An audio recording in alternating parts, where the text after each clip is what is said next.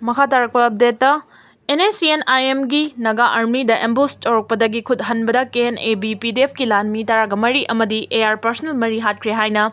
lalholub asina thadorokpa cherol amana claim tawri cherol asina hai handakta Myanmar gi ngomkhai manakta leiba Naga area da KNAB PDF amasung Assam Rifles ka pulaga NSCN IM da landarakpagi thabak toina chatharakli adubo ikoina yeknababu tanthokpaga loinana makhoibu amangata thokhanki yamna maruiba numit adula border area manakta national security da duty tawriba NSCN IM Naga Army da PDF KNAB amasung Assam Rifles na ambush tawraki adubu Naga Army gi maikaida casualty amata yawkhide adubu Naga Army na handuna khud thabada KNAB PDF cadre taraga mari Assam Rifle personal mari yamna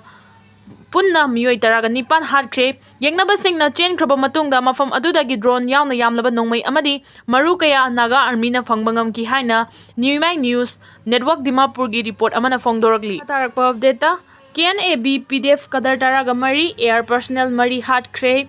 NSCN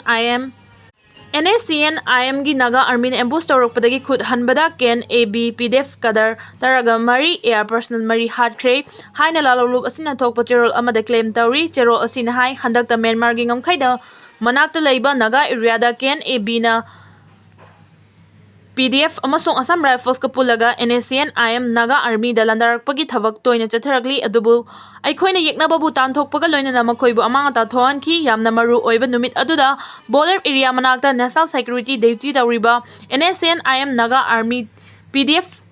KNAB amasung Assam Rifles na ambush tawraki adubu Naga Army gi maikaida casualty amata yawkhide adubu Naga Army na handuna khud thabada KNAB PDF kadar taraga mari air personal mari Hatkhre yengnaba singna chen khraba tungda mafam adudagi drone yawna yamnaba nongmai amadi maru kaya Naga Army na fangbangam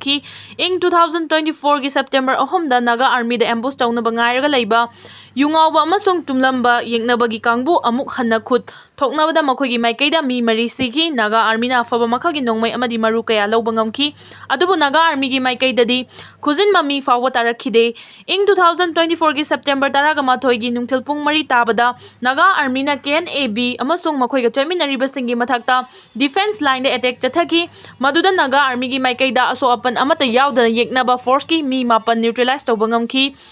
Laibak thibadi yeknaba na drone sizinaraga leptana bom thadabagi thabak chatharakpadagi khongpham handoknarakpataki adubu AK marfu mathoi amasung nongmai maru kaya dilawraki panba yabadi Naga Army gi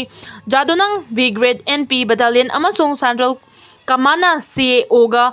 Amadi Jalet ki staff singa khusam naraga ZUF Jensui Kamai situation of operation NSCM K amasung NSCN C gi member taraga mani yumda purakpangamki masigi manungda NSCN K gi ahum NNC gi ama amasung ZUF ki tarani hairi